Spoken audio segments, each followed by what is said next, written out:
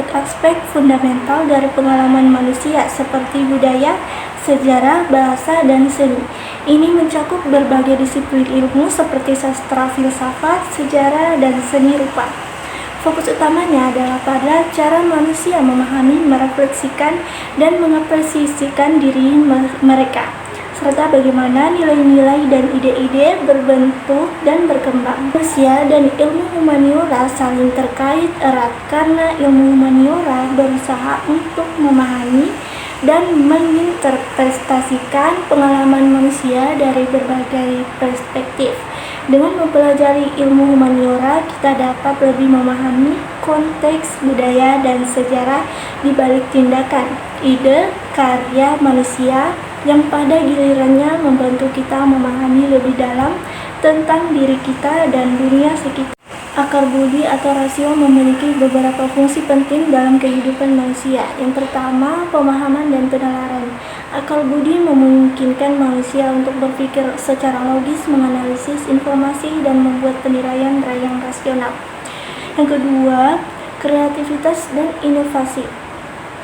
Dengan akal budi, manusia dapat berimajinasi, berinovasi, dan menciptakan hal-hal yang baru. Dan yang ketiga, moral dan etika. Akal budi berperan dalam pembentukan dan penerapan prinsip moral dan etika.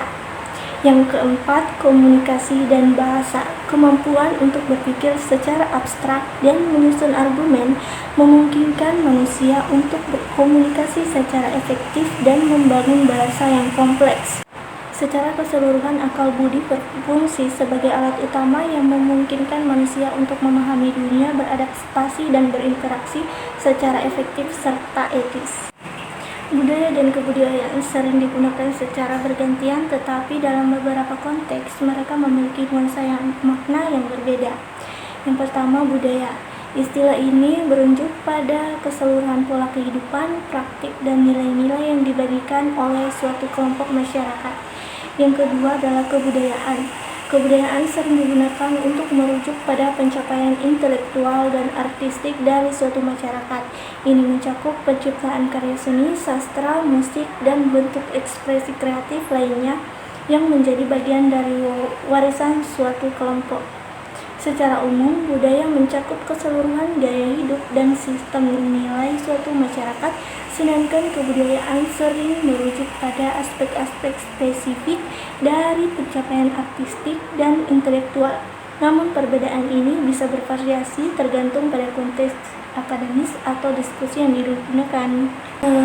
Jadi saya dapat menyimpulkan bahwa tujuan dari pendidikan humaniora adalah untuk membimbing manusia menjadi manusia seutuhnya dan mengembalikan nilai-nilai kemanusiaan yang semakin terkikis untuk kehidupan yang lebih sempurna. Pendidikan humaniora memiliki prinsip yang bertujuan untuk membuat manusia lebih manusiawi atau untuk keselamatan dan kesempurnaan manusia. Bahwasanya manusia diberkahi adanya akal dan budidaya yang menyebabkan cara dan pola hidup yang berbeda di antara keduanya. Dan dengan adanya akal dan budidaya, manusia adalah sebagai pengemban nilai-nilai moral baik yang bersifat material maupun spiritual.